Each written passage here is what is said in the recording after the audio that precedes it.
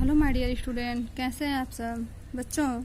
आज हम क्लास 8 के इतिहास भाग 1 का दूसरे चैप्टर का चौथा पार्ट देखेंगे। तीसरे पार्ट में हमने देखा था कि किस तरीके से हैदर अली और टीपू सुल्तान बहुत महत्वाकांक्षी और घमंडी खतरनाक दिखाई देते हैं, जिससे अंग्रेज उनको हराने के लिए 4 बार युद्ध करते हैं और फिर लास्ट में टीपू सुल्तान अपनी राजधानी को बचाते हुए, उनकी रक्षा करते हुए मारे जाते हैं और उनके मैसूर राज्य पर सीधे कंपनी के हाथों में आ जाती है, जिसके कारण सभी स्थानों पे अंग्रेजों का ही अधिकार हो जाता है। और फिर धीरे धीरे अधिग्रहण की आखिरी लहर में फिर गवर्नर जनरल लाल डलहौजी आ जाते हैं और एक नई नीति बनाते हैं जिसका नाम विनय की नीति होता है, जिसपे उस नीति में ये होता है कि जब किसी शासक की मृत्यु हो जाती है तो उसका कोई भी पुरुष उस राज्य का वारिस नहीं हो सकता है, यानी कि उसका पुत्र वारिस नहीं होगा। और इस तरीके से वह उसकी सारी हिरासत को हड़प कर जाती हैं और इस तरीके से धीरे धीरे वो सारे राज्यों पे अपना अधिकार जमा लेते हैं और फिर सभी लोग यानी कि अवध के लोग भी 1857 के महान विद्रोह में शामिल हो जाते हैं। आज का हमारा पॉइंट है नए शासन की स्थापना, कि किस तरीके से नए शासन की स्थापना होती है। करा कि गवर्नर जनरल वारेन हेस्टिंग्स, जिनका कार्यभार 1773 से 1785 तक रहता है, उन बहुत सारे महत्वपूर्ण व्यक्तियों में से था जिन्होंने कंपनी की ताकत फैलाने में अहम भूमिका अदा की थी। यानी कि जो कंपनी की ताकत थी उसे फैलाने में इनकी बहुत ही अहम भूमिका थी। वारेन हेस्टिंग्स के समय तक आते आते कंपनी न केवल बंगाल बल्कि बम्बई और मद्रास में भी सत्ता हासिल कर चुकी थी, यानी कि वहां भी उसने अपनी सत्ता हासिल, अपना साम्राज्य बना लिया था। ब्रिटिश इलाके मोटे तौर पर प्रशासकीय इकाइयों में बटे हुए थे जिन्हें प्रेसिडेंट कहा जाता था और उस समय 3 प्रेसिडेंट थे, बंगाल, मद्रास और बम्बई, और हर एक का शासक गवर्नर के पास होता, यानी कि हर एक का शासन कहाँ होता था, सीधे गवर्नर के हाथ में होता था। सबसे ऊपर गवर्नर जनरल होता था। वारेन हेस्टिंग्स ने कई प्रशासनिक सुधार किए। न्याय के क्षेत्र में उसके सुधार खास तौर से उल्लेखनीय, यानी कि जो उसका न्याय था वो सबसे उल्लेखनीय था, प्रशंसनीय था, उसका न्याय बहुत ही अच्छा था। 1772 से एक नई न्याय व्यवस्था स्थापित की गई और इस व्यवस्था में प्रावधान किया गया कि हर जिले में 2 अदालतें होंगी, फौजदारी अदालत और दीवानी अदालत। दीवानी अदालतों के मुखिया यूरोपीय जिला कलेक्टर होते थे। मौलवी और हिंदू पंडित उनके लिए भारतीय कानूनों की व्याख्या करते थे।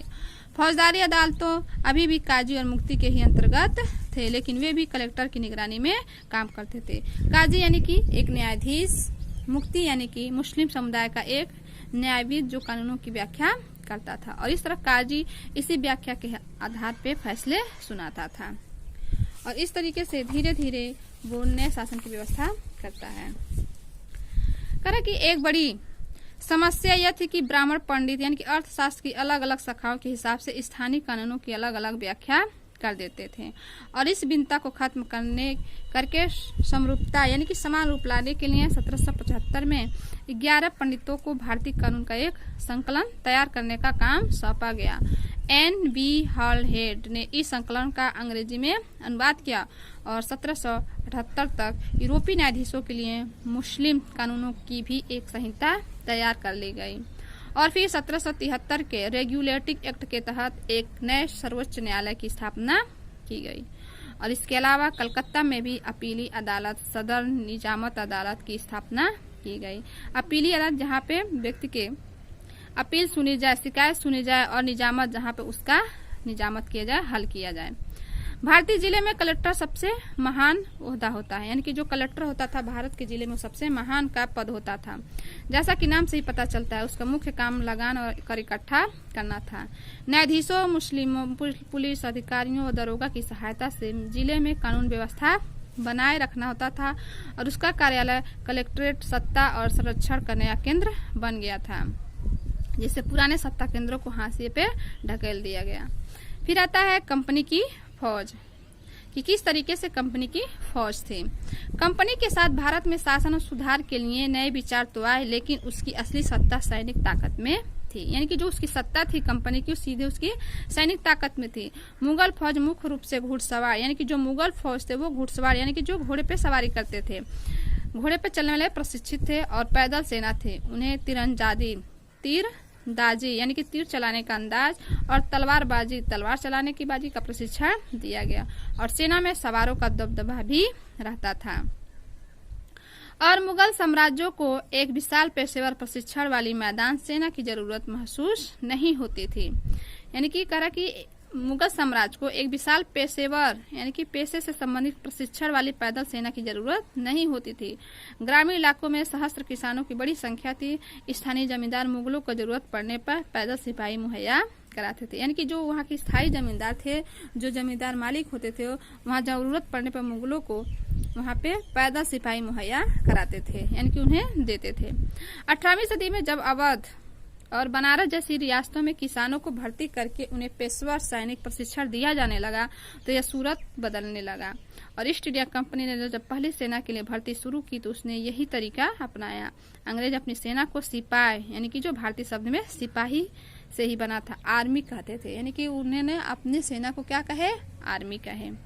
और 1820 के दशक में जैसे जैसे युद्ध तकनीक बदलने लगी थी, सेना में घुड़सवार टुकड़ियों की जरूरत कम होती गई और इसकी वजह यही थी कि ब्रिटिश साम्राज्य बर्मा, अफगानिस्तान और मिस्र में भी लड़ रहा था, जहां सिपाही यानी कि मस्केट जो तोड़ेदार बंदूक थे, यानी कि पैदल सिपाहियों द्वारा इस्तेमाल की जाने वाली एक प्रकार की बंदूक थी और मैच लाख जो माचिस से प्रयोग की जाती थी, लैस होते थे। कंपनी की सेना के सिपाहियों को बदलती सैनिक आवश्यकताओं को ध्यान रखना पड़ता था और उसकी पैदल टुकड़ी ज्यादा महत्वपूर्ण होती जाती थी।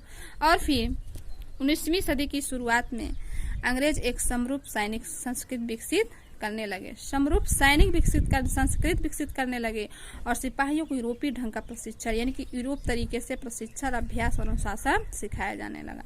अब उनका जीवन पहले से भी ज्यादा नियंत्रित था और इस कोशिश में कभी कभी समस्याएं भी आ जाती थी, क्योंकि पेशेवर सिपाहियों की सेना खड़ा करने के चक्कर में अंग्रेज कई बार जाति और समुदाय की भावनाओं को नजरअंदाज कर देते थे। यानी कि पेशेवर सिपाहियों की जो सेना होती थी, इस चक्कर में वो जाति पात का भेदभाव नहीं करते थे और भला लोग अपनी जाति और धार्मिक भावनाओं को इतनी आसानी से कैसे छोड़ सकते थे? क्या वे खुद को अपने समुदाय का सदस्य मानने के बजाय सिर्फ सिपाही मान सकते थे? ऐसा क्यों? करा कि सिपाही क्या महसूस करते थे, अपने जीवन और अपनी पहचान यानी कि वे कौन हैं और इस बात के एहसास में जो बदलाव आ रहे हैं उनको सिपाहियों की किस तरह देखा जाए। इस तरीके से 1857 का विद्रोह में सिपाहियों की इस दुनिया की झलक दिखाता है और इस विद्रोह के बारे में आप अध्याय 5 में पढ़ेंगे। यहाँ पे एक चित्र भी दिखाया गया है। कंपनी के लिए काम करने वाले बंगाल का एक सवाल एक अज्ञात भारतीय चित्रकार द्वारा बनाया गया। ये चित्र है जो मराठा और मैसूर के साथ हुई युद्धों के बाद कंपनियों को अपनी घुड़सवार टुकड़ियों को मजबूत करने की अहमियत समझ में आने लगी थी। इसका निष्कर्ष कह रहा है कि इस तरह ईस्ट इंडिया कंपनी एक व्यापारिक कंपनी में बढ़ते बढ़ते एक भौगोलिक और औपनिवेशिक शक्ति बन गई। भौगोलिक यानी कि कंपनी सिर्फ अपनी सत्ता नहीं बनाई जबकि पूरा साम्राज्य स्थापित कर लिया। और 19वीं सदी की शुरुआत में नई भाप तकनीक के आने से यह प्रक्रिया और तेज से बढ़ गई और तब तक समुद्र मार्ग से भारत पहुंचने में 6 से 8 माह का समय लग जाता था।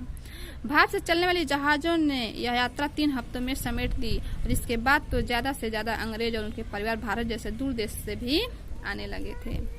और 1857 तक भारतीय उपमहाद्वीप के 63% भूभाग और 78% आबादी पे कंपनी का सीधा स्थापित हो गया था और देश के शेष भूभाग और आबादी में कंपनी का अप्रत्यक्ष प्रभाव हो गया। और इस प्रकार व्यवहारिक स्तर पर ईस्ट इंडिया कंपनी पूरे भारत को अपने नियंत्रण में ले चुकी थी। यानी कि धीरे धीरे वह व्यवहारिक और साम्राज्य को बढ़ाते हुए उसने पूरे साम्राज्य पे, पूरे भारत पे क्या किया, कब्जा कर लिया। इस तरीके से हमारा लेसन 2 समाप्त होता है। इसी के साथ अब हम इतिहास भाग 2 का पहला चैप्टर नेक्स्ट वीडियो में देखेंगे। धन्यवाद।